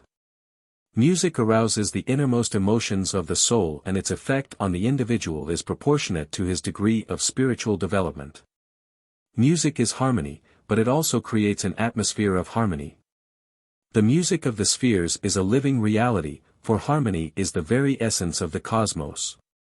By music of the spheres is meant the harmonious interrelation of all spiritual planes. Every unit in the universe is in perfect accord one with the other, and all are functioning in perfect unison. Every solar orb and every planet responds to harmonious law. The cosmos as a whole is the expression of a divine symphony. When man's spiritual progress has attained a degree of enfoldment entitling him to come into possession of his divine heritage, then will the sublime vibrations of the spheres be a reality to him. On Mars divers instruments are used for producing musical harmony, and much of this harmony is of such a subtle nature that your crude instruments could not give expression to it. We have a means of producing harmony of the highest order by utilizing ethereal electric vibration which produces light vibrations corresponding to tone production. For true electric vibration is real music. This device resembles a series of globes. All transparent, colorless when not in action. But immediately they are allowed to produce music they become units of color and tone work that would give you the impression of seeing and hearing a rainbow simultaneously. You are not ready to receive the scientific explanation of this phenomenon, but we are ready to give it to you at any time. Singing is also highly developed on our planet, for it is the first expression of harmony that the child is taught. This is true for the reason that vocal music is the most natural expression of harmonious vibrations. Much time is devoted to ensemble work among our people of all ages. This chorus work is of great benefit to all partaking, for individually and collectively much inspiration is received. And the tremendous love force loosened by this united expression of harmony becomes a phenomenal power and stimulus, a purifying agent for soul and body. This will help you to realize why disease is unknown to us. In the development of the musical talents of the individual on Mars, the pupil is impressed with the necessity of expressing the true self. And the original improvisation or composition is the method by which the pupil expresses his understanding of the subject. No one attempts to ape the technique or genius of another, for on Mars all are geniuses. This is true in every form of activity. All must be creators to express individuality. When an individual on Mars has surpassed all others in some special expression of divine harmony, the product of his genius is for the benefit of all, hence copyrights and patents are unknown on our planet. Chapter 14. Aeronautics, Inhabited Planets, Sectarianism. A great deal of interest is being manifested in your city this morning, April 25, 1920, over the aeronautical show. You imagine the flying machines' wonderful mechanisms. But in their present state they will not lift you out of your atmosphere. You have yet to perfect a real airship. Your flying machines are cumbersome and awkward, and they consume lots of fuel and make a deal of noise.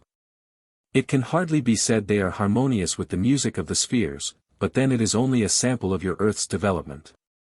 You have seen the seagulls soar over the water seemingly without motion. And yet they go up and down, turning this way and that without effort. This is the best idea I can give you of our airships, which really soar. No sound, no discordant vibrations disturb the quiet of the Martian atmosphere, and the tranquility of the Mars people. When you have learned the secret of how to tap the universal reservoir of cosmic power, then will you evolve a perfect flying machine such as we have. A great deal of interest is also being centered on an attempt to signal Mars, and your apparatus is not fine enough to receive our waves. But success will come to you in another decade, and we will be able to get something through for your scientific world. It is gratifying to know that a large portion of your population entertain the belief that Mars is inhabited, and also that the possibilities point to the fact that other planets are inhabited. You have advanced a long way to come to that belief, but you are yet a long way from the truth. You are on the eve of an awakening, and much will come through the discoveries of scientists who are devoting their lives to the study of truth. It is true that only a few of that number are bold enough to proclaim all they discover. And they must bear the brunt of much harsh criticism. In the end, however, ignorance must give way to light. We look upon your inventions with much amusement, and yet with great interest, just as you would look upon your children's finest toys. We are much older than you and are doing all we can to help your scientists by impressing them with thoughts that will lead them to discover new truths, and our interest never flags. How could it if we are doing the Father's work? For it is the Father's great pleasure to give his children all they can receive. If you could cut loose from your world conventions and could perceive new ideas. If you would but disregard man-made theories and open your minds and souls to the Father's revelations, it would not be long before your sin-cursed and forsaken earth would be changed into a paradise. But the tendency among you is to think as your forefathers thought rather than cut new paths. However, your children of this generation are of a different sort, and they must be taught the importance of developing the spiritual intellect. There is more individualism being born into the world today than ever before. There are fewer children, but they are stronger, the year 1920. These children, with their originality and esoteric tendencies, will bring on a revolution on your planet that will end by destroying your threadbare dogmatism. This tendency is evidenced by the recent failure of the interchurch movement. It has been the habit on your planet that you cannot accomplish anything without raising immense sums of money. It is not money that does the real work but rather personal service. People are inclined to give almost everything than personal service. If each person lived the Christ life, there would be no need of money. A close study of the Mars economic system will demonstrate that truth. Chapter 15. Life, an attribute of the entire universe. The planet Jupiter. Life is an attribute of the entire universe. Go forth on a moonless night and behold the firmament emblazoned with its myriad of scintillating stars, solar orbs, nebulae, world systems in the making, the galactic circle, a jeweled band athwart the canopy of heaven. A seething maelstrom of light, countless suns in space, all expressing the one reality, omniscience. Only presumptuous man can question the divine intent in the creation of the infinite number of giant suns, stupendous worldwide systems, and place his particular world unit at the center of the cosmos. Man contemplates this handiwork of God as a mere adjunct, more ornamental than useful, to his terrestrial environment, conceitedly thinking that the Father's only consideration is centered about himself. As these life-giving orbs are countless in number, their orbits extending as they do to infinity in all directions, so is it with the habitable worlds in space. Some there are where life is not yet possible, worlds not yet far removed from their primitive state, not long since condensed from fire mist, others where life has just begun, others on whose surfaces live teeming millions of God's creatures. Just as you live and others have lived before you. And there are other worlds whose life cycle has been run, where intelligent life has ceased, where world disintegration has set in. For this is in accordance with the universal law of growth and decay, a law that exempts neither the one-celled amoeba, nor the complex solar system whirling yonder in infinite space. For all that comes from the Father into material expression must someday revert to its primordial state. You have thus far received much concerning the idealistic conditions on Mars, whose planetary career is now reaching the zenith of its cosmic cycle, and whose denizens have progressed to a degree of divine unfoldment not yet attained by many worlds. It is necessary that you now receive some information relating to one of the less advanced planets belonging to the family of our Sun, in order you may be able to learn by contrast something of the wonders of God's work. Jupiter, owing to its prodigious size, being nearly 11 times larger than your Earth, but whose density is proportionately less, might well be styled the master planet of our system. Jupiter is well blessed with satellites, having 8, a description of which is not necessary at this time. This planet is in what might be styled its primary evolutionary stage, where life has just begun. This life has not evolved beyond the unicellular, or amoebic stage. And it will be only after the lapse of a long period of time, measured in geological units. When more complex organisms will appear, and many of these periods will come and go before this planet's surface will have attained a proper development for the propagation of intelligences capable of being classed with the denizens of your Earth. Long before that age arrives, Jupiter's surface and atmosphere will undergo a tremendous change. Mighty planetary cataclysms will raise new mountain ranges. New continents will appear, and the present land surfaces on this planet will sink, to be covered with slime and water, to rise again in the centuries to come, for the Father's love and solicitude will provide. As it has in the case of all his celestial creations, a bountiful supply of stored-up radiant energy, such as coal and petroleum, and other elements. For the comfort of those who will inhabit this giant among the worlds of this system in time to come. Jupiter still retains much of its internal heat, which gives this planet a very high mean temperature. Its atmosphere is still very dense, and owing to the very rapid evaporation of water due to the extreme heat, a constant cloud canopy covers its surface, which only dissipates occasionally in a slight degree. At which times only the sun penetrates to the surface of the globe. By reason of the constant thick cloud canopy over the surface of Jupiter, the planet is enveloped in deep gloom and darkness. As radiation is arrested to a marked degree by the clouds and atmosphere, the temperature is very humid as well as hot. In this steam environment grow forests of fern and fungus-like trees and rank vegetal growths which will in the course of time be preserved as coal for the races destined to inhabit this planet. This vegetal growth is a flora that knows not bloom or seed, but is propagated by root and spores, a flora most primitive in type. but which will in time evolve through the law of mutation and adaptation into a diversified and useful vegetal kingdom for the races yet to come on the planet. Owing to the tremendous gravitational pull on Jupiter, present organisms are, and future ones will be evolved along specially modified lines, in order that they may encompass the least possible volume. Just as the denizens of the extreme depths of your oceans have evolved. The modification is necessary that organisms might be able to function on a planet where the difference in gravity is as 1 to 3 compared with your Earth.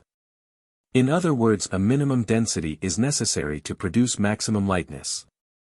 As there is no lesser or greater in the economy of nature, nature is God manifest, the most infinitesimal mote in the universe is as perfect within itself as is the most gigantic sun.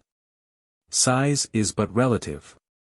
The anatomy of the midget is as perfect and complex as is that of the mammoth, and so there exist in the universe inhabited worlds that are relatively very small.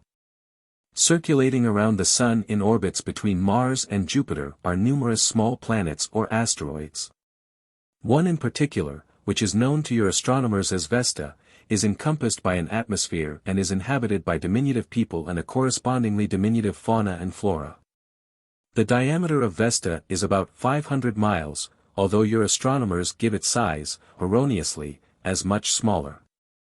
While the subject of these discourses is mainly spiritual, you are getting many scientific facts, and although not a volume of them, you are getting a proper understanding of the cosmos. The universe with all its suns and planets is analogous to a perfect watch. Each sun and planet moves over a prescribed orbit in a given time mathematically proportional to the movements of all the other celestial bodies, just as the geared wheels of the watch conform to their prescribed movements. The celestial bodies are seemingly actuated by invisible gears and are held rigidly in their proper places by a mighty force whose power is incalculable. This is evidenced by the fact that all celestial bodies conform to that inexorable law, divine harmony. That all planets describe equal areas in the same time in their ceaseless journeyings, and that the square of the time of their periods is as the cube of their distance from their common centers, is an exemplification of the reign of God's harmonious laws. You must remember that empirical knowledge is but a perverted view of truth. All the fleeting things of life are but dross, their apparent reality an illusion. Material life is but a projection from the cause world into the effect world. Man is but a reflection of a reality that transcends his material vision. You are on the threshold of a great awakening on your planet, which is yet in great darkness, but the dawn of a better day is nigh. Christ is coming into his kingdom, which must be in the hearts of the people. His second coming means that he will come into your lives with the power of the Spirit. This can only become possible through an awakened understanding of spiritual laws.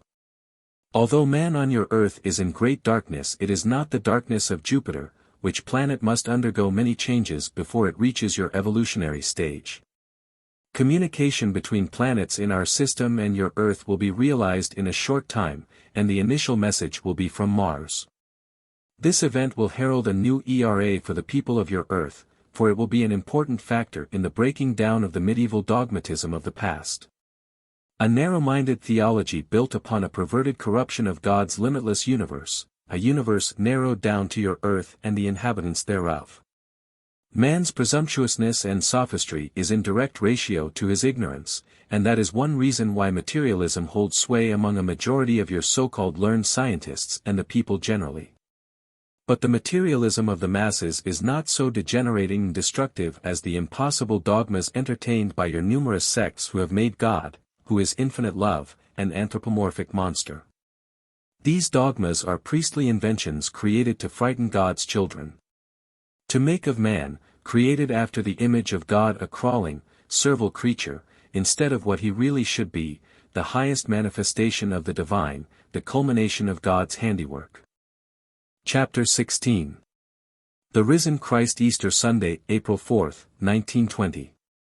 Your Earth's inhabitants are celebrating today the resurrection of your Savior by gratifying the desires of self. We of Mars do not have such events to commemorate, for we never crucified him. We opened the door to his wonderful truth. Not one of your Earth's inhabitants can perform the miracles Christ did, but we can. Our leaders, who are our advisors, guides and spiritual teachers are Christ-like men who can do all the works that Christ and his disciples did. He said, "These signs do follow them that believe, and we have never stopped believing." Your condition is pitiful. There is nothing but darkness between you and the truth Christ tried to give you. Christ is only an idea on your planet and not a reality in the hearts of your people. Their whole thought, for weeks past, has been devoted to their personal adornment, and in preparing festivals for this occasion.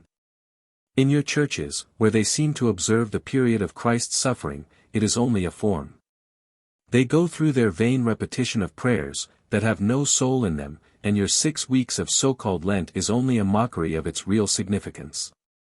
If you would live the Christ life, you would not crucify him daily in the flesh, but would come to that consciousness that he is risen in your soul. You are continually crucifying Christ all over your planet in the same way that you crucified Jesus Christ, for you either deny him or pervert his truth to suit your selfishness. All of the people on Mars have lived on other planets before, except your Earth. The Earth has not advanced enough to be placed in the line of progression yet. However, the time is near when you will experience that progression. It will be after you are high enough spiritually to receive word from the Martians through mediums. This work evidences the fact that you are beginning that experience now. Take hope, for after the obscure darkness must come the dawn. Your whole Earth is now in terrible travail, but the result will be the birth of the new Christ Spirit. You get glimpses now and then of the real Christ life, but do you, or can you realize what life on a planet is like when all the inhabitants live the Christ life every day? That is why we have the wonderful manifestations of the Father's love in our intricate and delicate mechanisms, and in our utilization of cosmic energy. It is thus that we receive the Father's wondrous gifts. But Mars never became what it is until God purified it by his Son's example, and we accepted him as our Savior without murder. Your planet damned itself to many bloody eons by the rejection of him, and your religion has been blood, blood, blood. In your last 5 years you have been given enough blood to drown all the martyrs you have given to your bloody God. Your planet is in slavery. You are slaves to your conventionalities. They are like shackles on your souls, like bands of iron. And yet you cling to them until it seems you do not want freedom. It is only truth that will free you, and as long as you cling to false ideals and sham systems you must expect to be slaves. Pin your faith not in material money, but in spiritual wealth. Take no heed of the morrow. Be of good cheer. Make wide the opening to the Spirit. He will enter. Chapter 17. Physical environment, the result of spiritual causes. For they have sown the wind and they shall reap the whirlwind. Hosea 8:7. The creator and dominator of the entire universe is divine mentality. The only real actuality that confronts sentient beings is mind. We are born, live and have our being amidst physical surroundings that in final analysis are mere illusions. This idea is not new. It forms the base of most systems of philosophy from the dawn of civilization to the present day. Our physical environment is the result of our mental attitude. Mars is blessed with a climatic tranquility that would surpass the understanding of an Earth dweller. But this was not always so. In proportion to the spiritual unfoldment of the inhabitants of a planet, so is the degree of climatic tranquility enjoyed by them. This may, at first reading, appear far-fetched, but it is true nevertheless. Those who live on a material plane are immersed in the effect world. The dominating and primary influence that gives rise to all material phenomena have their inception in the cause world, the world of spirit. Hence the turbulence of the elements originate, through the law of vibration, deep down in the mentalities of those who make up the population of a planet. Cloudbursts, severe wind storms and other disturbances of nature are all adjuncts of the spirit of war and rapine.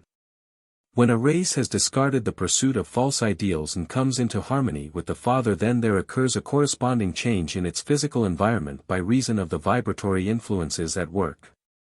These influences have their inception in the mentalities of sentient beings who are doing the Father's work in the advancement of the races of men throughout the entire physical universe. This same vibratory law is at work throughout all physical planes, and a knowledge of this law was referred to by Christ when he said, "The kingdom of God is within you." On Mars, owing to the high spiritual state of its inhabitants, who are in harmony with their Creator, climatic conditions are, compared with your world, most perfect. However, there was a time, measured in terms of your millions of years, when the elements on Mars were as agitated and capricious as they are today on your blood-stained globe. That was before man on Mars had unfolded spiritually. As the Martians progressed and unfolded spiritually, there occurred a subsidence in the roughness of the elements, and today our planet is blessed with a tranquility proportionate to the high mental state of its inhabitants. Chapter 18. Material Life, a Lesson. At the expense of what may appear as painful reiteration, it is my desire to impress upon the readers of this book this truth: material life is necessary to unfold character, to develop the real self. The divine part in man, the only principle that endures forever. There is a lesson in every phase of work, in every joy, in every sorrow. That lesson is love. Until you have fully realized this truth, you will not become full heirs in the kingdom of God. He that loveth is born of God. Christ taught that the kingdom was not of your earth, and that all material things are transitory and would ultimately vanish like mist. The story of Mars is a lesson to you as to what may be accomplished towards a more harmonious relation with the Father, towards a truer realization of God's real kingdom. But in any event, you should not idolize the Mars people, for the Father's kingdom is more perfect. Mars idealism is only a degree in the progress in the cosmic family of worlds. The soul must really strive for a higher goal. The Martians, after ages of time, have mastered their natural passions in suppressing self, but they have other heights to scale. But he who conquers a sordid environment, he who rises from a black pool of iniquity, he who finds the Father's kingdom amidst an uncompromising warfare with sin deserves more credit than he who is favored by circumstances of birth with more congenial surroundings and a higher spiritual environment. You must remember that the individual on Mars, although living amidst an idealism, is beset with problems of life also. Our problems are more subtle and of a very different character than you are accustomed to deal with. Every plane of life has its complexities. If this were not so, the stimulus for growth would be weak indeed. Your most apparent problems are material only to your understanding, since you are living under a most pernicious social and economic system, a system which puts a premium on selfishness. All sentient entities are functioning in a universe of relativity, and the perfectness of the Martian character and the ideal material and spiritual aspects of the planet are so by comparison only. Martians are self-conscious of their shortcomings and aspire to higher things in God's kingdom, for progress is eternal and the ultimate goal is never reached on the material plane of action, for the pinnacle of all progress is God. Be ye perfect, even as your Father in heaven is also perfect. Chapter 19. A Martian Home. The home is the molder of character in the individual, and in most cases the home influences determine the future of the man. Home influences are the most lasting and abide by the individual unto the end of his material career. All the habitations of the people of Mars are beautiful, and a brief description of one will give our reader an understanding of the other millions of homes on the planet. I will take you into a Martian home in the city of Urides the Beautiful. The rooms are large and commodious. Sunlight, which has been filtered through translucent glass to temper and rob it of its glare, floods every room. There are no stairs to climb, for the 5 or 6 rooms depending on the size of the family form a rectangle with a court in the center. There is a fountain in the center of the court, and beautiful flowers grow in profusion. Birds of vivid plumage fill the air with their song. In one of the large rooms a mother sits at a sewing machine making a garment. For the Martians use these machines too, although they are a great improvement on yours. Not all the clothing is made in the homes, but much of it is, and this is easily understood when you recall that the Martians are true artists and possessed of great originality. The mother's attention is now and then centered on a very small child who sits on a velvety carpet. This carpet would be a most wonderful acquisition in the home of a man of wealth on your earth. It has a soft, fluffy pile 2 inches thick, and makes a most comfortable floor for the baby to play upon. This baby is about 18 months old, and plays with toys just as your Earth babies do. A beautiful young girl enters the room. She is dressed in a simple becoming gown of white, and she carries her school books with her. After removing her hat and putting her books away, she begins to tell her mother of the wonderful things learned at school that day. She is studying the harmony of music, particularly the relationship between electromagnetic vibrations and music. The mother shows much interest, and from her store of knowledge clears up many doubtful points in the mind of her daughter. And so the hours pass quickly until the father comes home and joins the family circle. The walls of the room are white, and are relieved here and there by the most beautiful tapestries. The few furnishings of the room express beauty through the artistry that is born of love. There is a lack of useless furniture and bric-a-brac in the room. A table, a few chairs and a receptacle for books, also a couch, complete the furnishings. But this simplicity in the matter of furniture adds a spirit of freedom to the home. There is no kitchen drudgery in store for the housewife. The family repair to a dining room where food is served by the mother. The food has just arrived from a central depot in a mechanical contrivance which runs underground. After the meal has been partaken of, the soiled dishes are returned in the same manner by which they were conveyed to the home. Later in the evening the family prepares to attend a lecture or musical concert nearby. Or perhaps a visit to some distant part is considered, in which case an airship is ordered from a public aerodrome. Chapter 20. Art. As harmony is an expression of the Father, its coexistent, art, is an expression of the laws of rhythm through the individual when permanently registered in a material way. The more a created object conforms to the laws of harmony, the more pleasing it is to the eye. The artist gives expression to his soul within with paintbrush, chisel or loom, and the quality of his production is proportionate to the development of his spiritual nature. All of God's creatures are artists, although only a small percentage of his evolutionary creatures are able to express materially what lies hidden in the soul. Hence, a beautifully executed painting, statue or tapestry appeals to and interests almost everyone, even though few are able to execute their own artistic impressions. The reason for this is that the average physical makeup is defective and therefore affords a poor vehicle for the expression of the real entity. Then again, artistic ability is a question of individual development. Primordial man's efforts to depict that which delighted his soul were crude indeed, compared with the creations of your world's foremost artists today. But in a relative sense only, for the state of your art is as far behind the art of the Martians as are the carvings of your prehistoric cavemen behind the productions of your Michelangelos. As man unfolds spiritually, there is a corresponding advance in his artistic point of view. This is evidenced by the fact that art has flourished more on your earth among those races and individuals who are spiritually inclined. The products of the monastery and cloister in the Middle Ages are witness to this fact. Amongst a materially inclined people whose selfish instincts have stultified their souls, a people whose ultimate goal is the acquisition of material things. A people whose only ambition is to satisfy self, a people whose ideas of real happiness are the pursuit of material pleasures, art has little place except as a fad. This is the condition today in many parts of your world, and especially so on your Western continent. Prize fights and the sensualities of the stage interest many more people than do art galleries and the beauties of nature. The fact that God is the supreme artist of the universe can be established not only with the microscope, but with one's natural eyes. Divine art is expressed in every atom comprising the universe. And poor indeed is he in spiritual gifts who fails to feast his eyes on God's handiwork.